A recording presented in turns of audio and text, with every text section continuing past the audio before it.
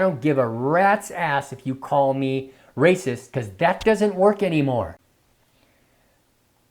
Okay, so next, the Somali fraud in Minnesota.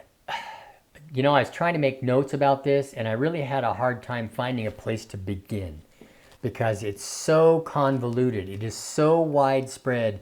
This isn't just a little trickle of a half a dozen daycare centers stealing money. There are probably hundreds, if not thousands, of people in Minnesota, mostly Somalis, who we let come here to save them from their shithole country where they were destined to die, if not by military death, by starvation.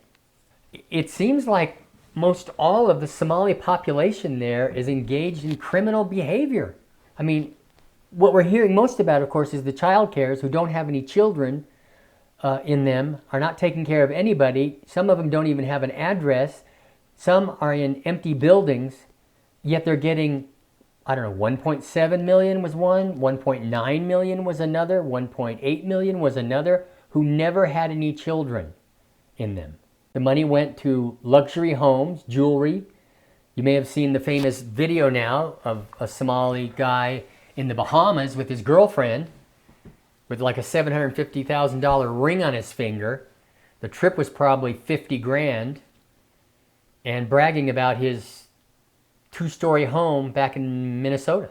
So when we talk about fraud and corruption, Minneapolis and Minnesota are not alone, but they have become the canary in the coal mine.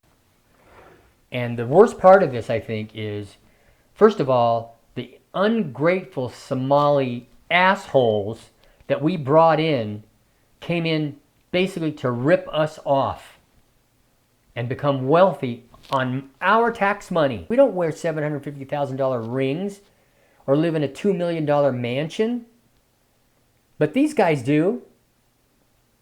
But not only are they ripping us off, which is just unbelievable to me, they're actually doing a thing called fraud tourism. That means they're calling back to Somalia and asking their friends and their family, come on over. You can get in on this daycare thing. You can get in on this Medicaid thing. Because you know Medicaid, there must be multiple billions stolen from that too. Because HHS has already found tens of thousands of people on Medicaid who shouldn't be on Medicaid, including dead people, by the way, whose relatives are collecting those checks.